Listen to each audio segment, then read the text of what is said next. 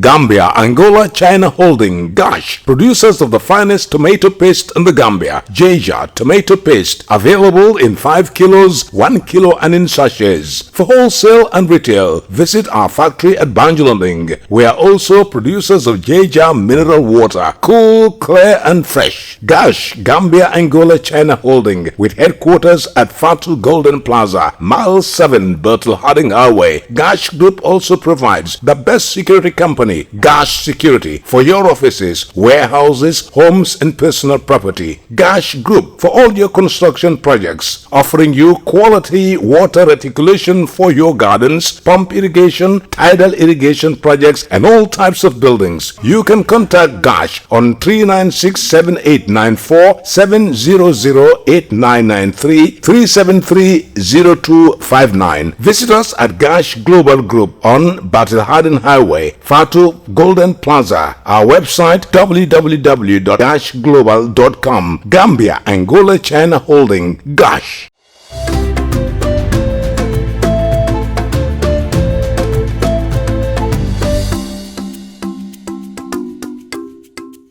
It's a warm reception to our studio here in Serekunda. This is Star TV News with me, Maymuna Jufadera.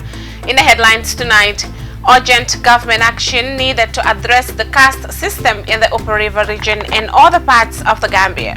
President Barrow responds to calls for him to address the nation. 9 new COVID-19 related deaths recorded as 183 new cases registered on Sunday.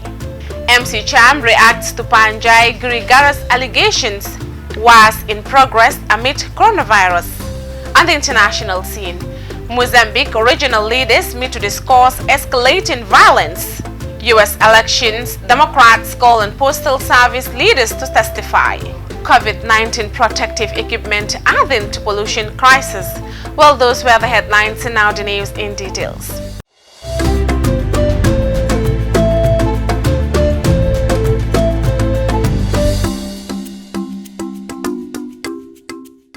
In a press release, it states the National Human Rights Commission is extremely concerned about the alleged fine and in lieu punishment imposed on one Musa Tarawale by the Alcala of Garawal village in the Upper River region for leading a congregational prayers on Tobaski Day, as reported on the Foreign newspaper of 11 August 2020 with the caption, "Man ordered to vacate Garawal after leading supposed slave class in prayers." Equally disconcerting and disturbing have been allegations of assault, discriminatory practice and incidents within identified communities in URR have come to the attention of the Commission, which it finds apparent to the dignity and person of the affected people, who are commonly referred to by the derogatory term slaves, mostly by those who regard themselves as nobles. The Commission, set up to protect the rights of all people in the Gambia, condemns in the strongest terms all acts of human rights violations and discrimination against the people affected. Discrimination of any type or nature, including one base, one caste, has no place in a civilized society and certainly not in the Gambia, where the 1997 Constitution accords every citizen and resident equal rights and protection and a free and dignified life. Since October 2019 to date, the National Human Rights Commission has conducted 2 fact-finding missions to the communities of Diabugo, Koina and Garawal, which revealed the existence of the caste system in these communities, and that of a long-standing traditional practice that subjects slaves to tedious and sometimes disregarding jobs for their masters or nobles in extreme cases. The affected group has reported physical attacks on some of their members following the 2019 fact-finding mission. The National Human Rights Commission reported its findings through its annual report and made recommendations to the National Assembly Standing Committee on Human Rights on medium and long-term solutions to ending this issue. The National Human Rights Commission requests the government to urgently set up a task force comprising of relevant stakeholders, including the Ministry of Justice, Ministry of Lands and Regional Government, Ministry of Interior, representatives of the Supreme Islamic Council, the National Assembly Standing Committee on Human Rights and the National Human Rights Commission to look into the current troubles in the area and to also examine and implement the recommendations proposed by the National Human Rights Commission to the National Assembly Standing Committee on Human Rights. The National Human Rights Commission reiterates that discrimination and discriminatory practice based on tribe, religion, language, or other status are illegal and unacceptable, and urge people to treat each other in a dignified, respectable manner, which also recognize the humanity of all. The National Human Rights Commission equally urges the government and relevant authorities to take swift and permanent actions to eradicate the caste system and other discriminatory practice which dehumanize people in the Gambia. The National Human Rights Commission remains committed to the protection of human rights and to a safe and dignified life for all in the Gambia. Emmanuel Daniel Juve, chairperson of the National Human Rights Commission, the release ends. His Excellency President Adama Barrow has answered calls for him to address the nation as COVID-19 cases continue to surge in the country. Maria Madam has the rest of the story. Concerned Gambians have been asking questions on social media for the past weeks regarding President Barrow's silence on the COVID-19 issue as the country continued to register more cases. However, on Friday, by addressing the nation for the 5th time on COVID-19 matter, the president had responded to calls for him to address the nation. The president says that he will only do so whenever it is necessary. I appreciate that many of you would like me to address the nation often, and I want to assure you I will do so whenever the need arises. I must emphasize, however, that the most important thing is taking collective action to enforce the messages in my addresses on the pandemic and the advice by the health experts.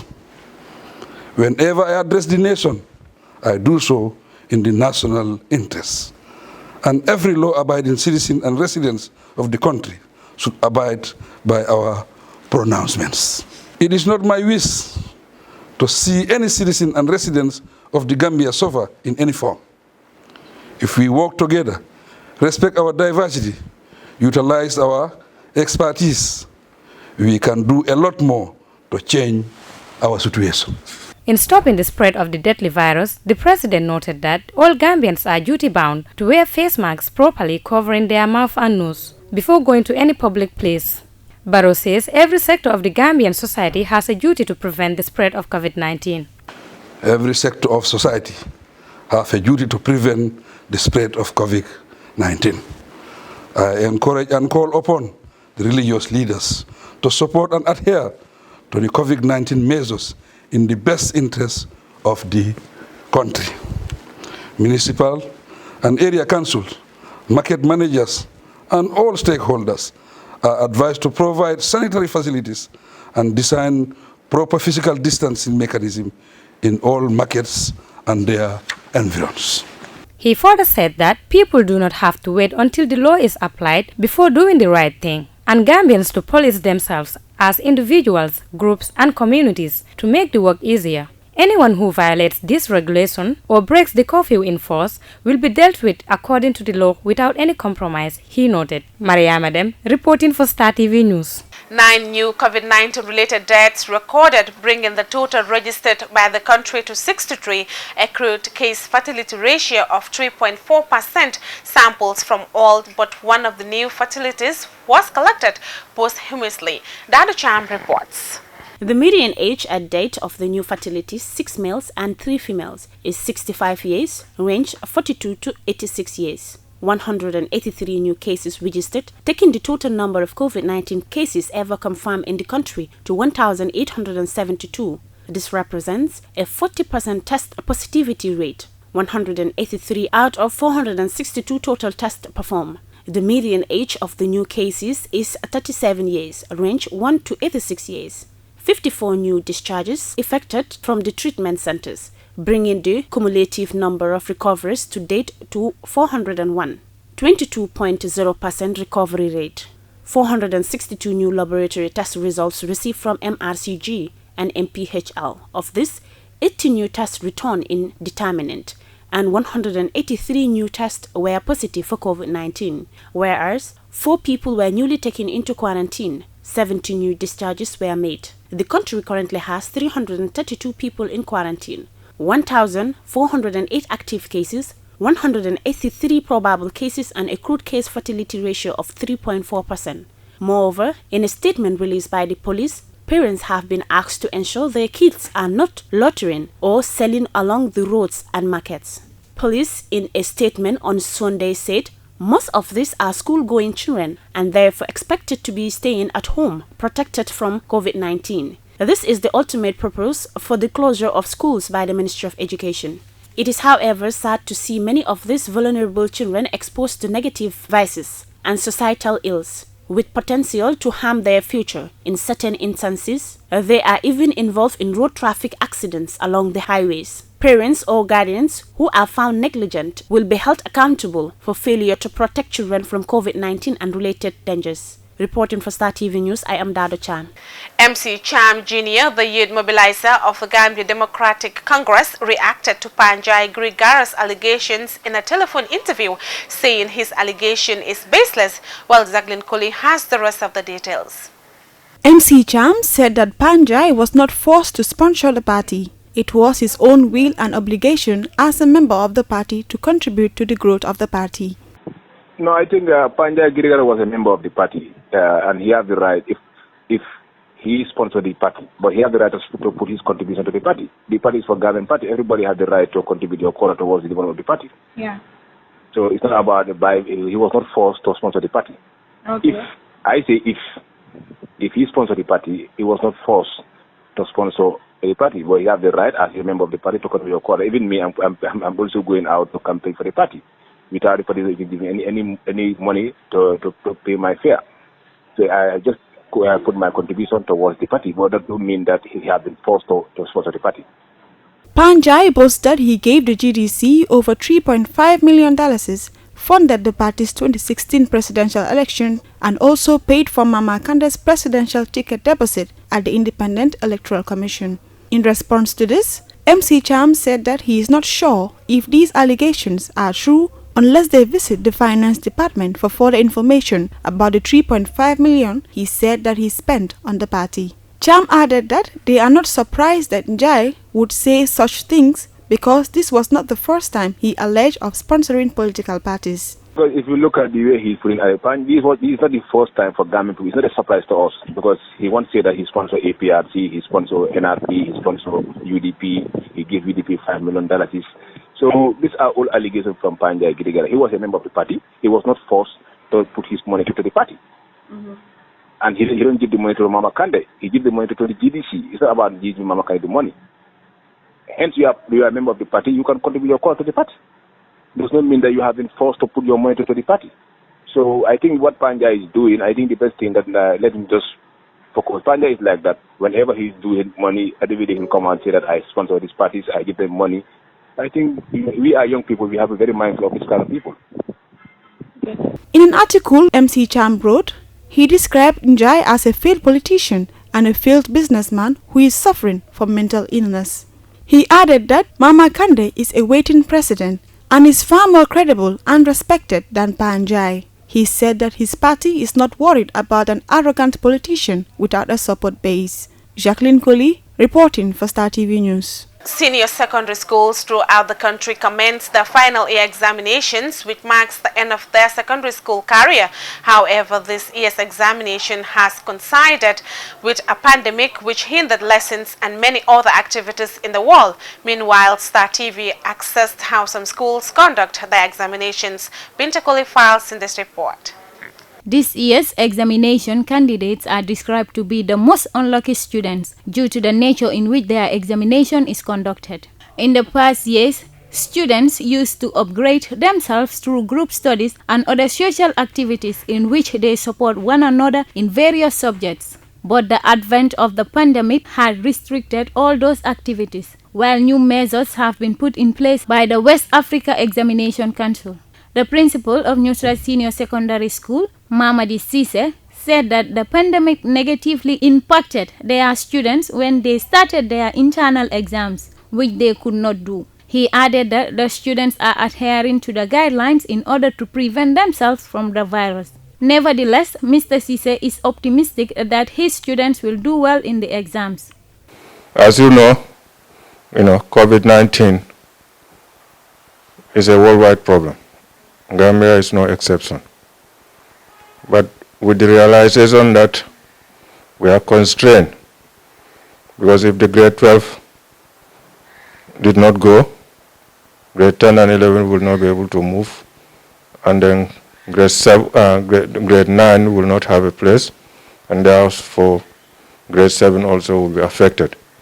And those supposed to go to primary 1 or grade 1, they will also be affected, and nursery schools. All the students are subjected to wash their hands and have their temperatures checked before entering their classrooms. However, at Charles Yao Memorial Academy, the head boy of the school, Muhammad Ba, stressed over the new examination policies which he said might affect their performances. He added that the new calculators introduced by examination body are not helpful to them. He calls on the examination authorities to consider the negative impact of the pandemic on them while marking their examination scripts.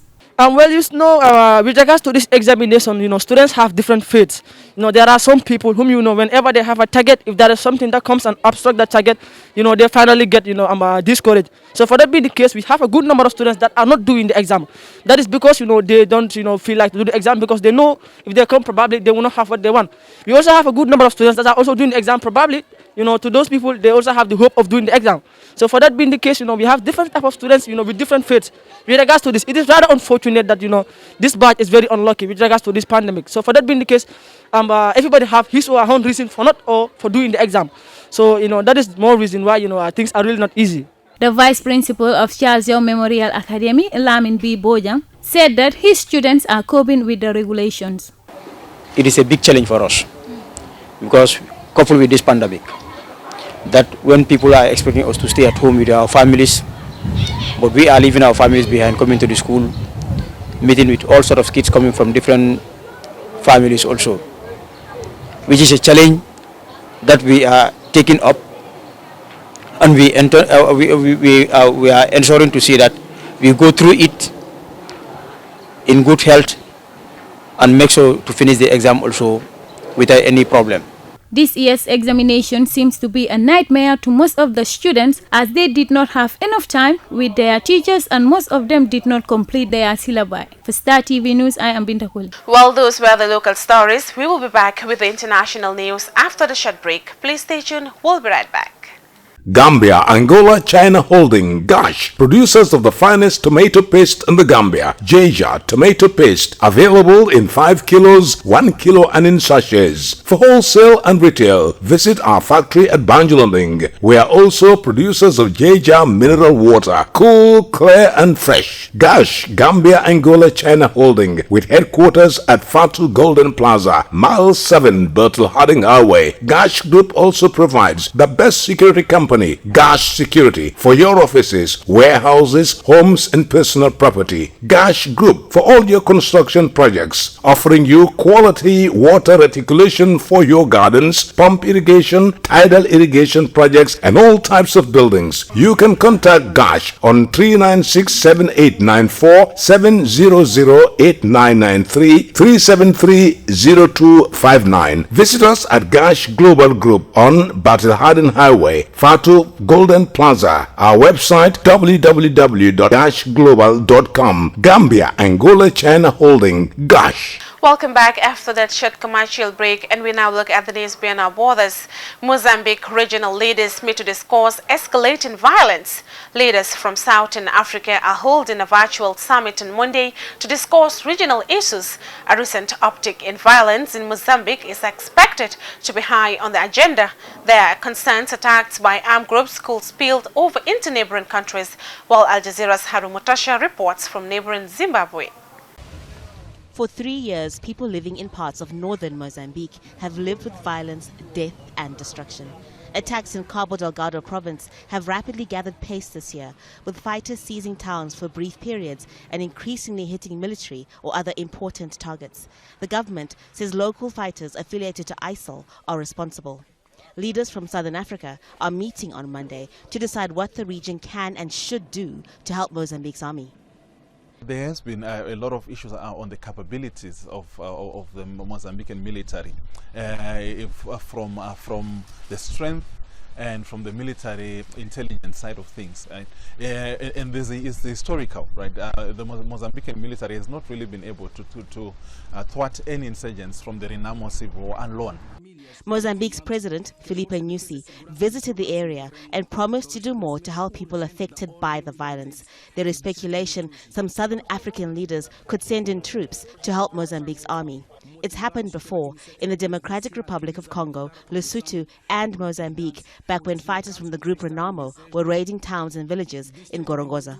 It doesn't have that strong a military, and in any event it is coming from a process and period in which it was already undergoing military civil war.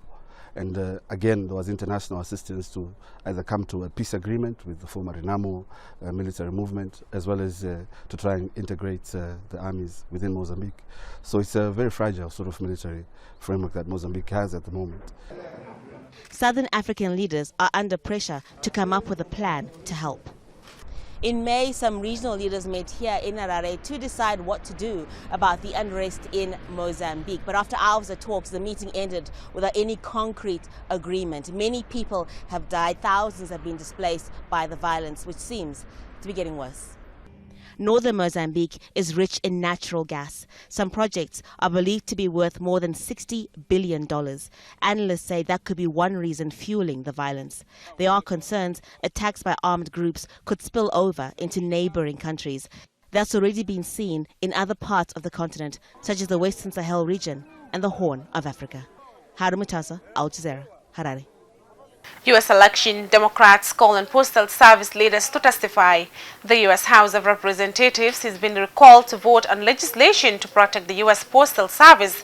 The Postmaster General Louis DeJoy, an ally of President Trump, has made cutbacks to the department, and protesters accused him of trying to sabotage the mail network ahead of November's election. He has been summoned to testify before a congressional committee. While Al Jazeera's Mike Hannon reports from the U.S. capital, Washington, D.C.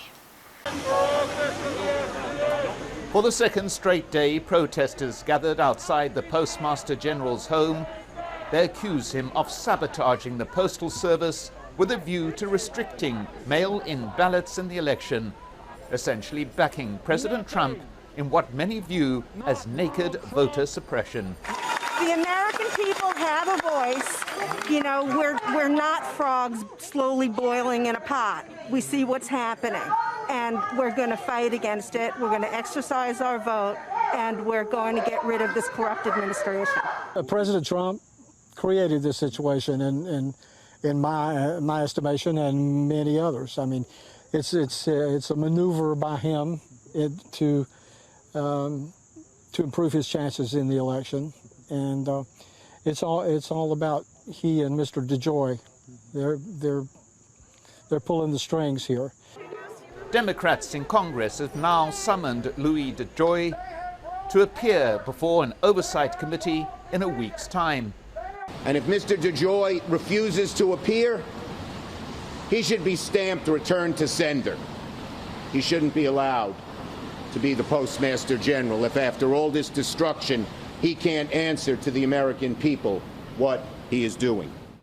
The Oversight Committee chairperson, Carolyn Maloney, has also proposed a bill that would reverse the changes DeJoy has made since taking over in May.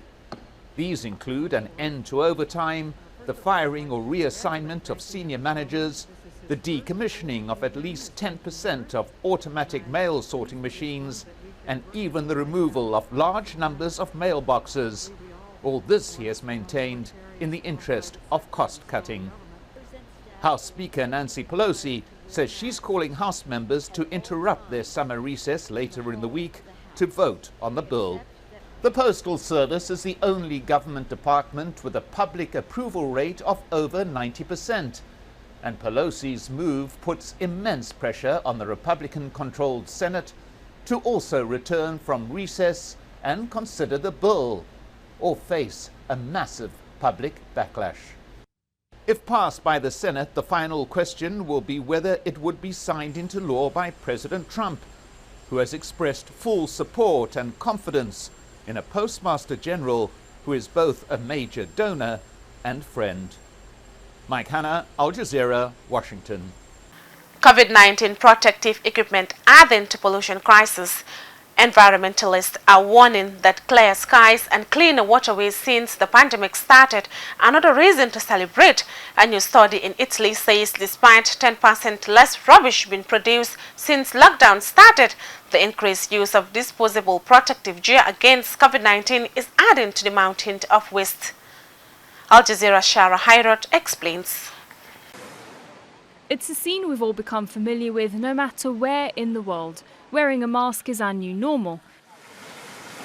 But while single-use protective gear might be saving lives, they're also polluting our environment.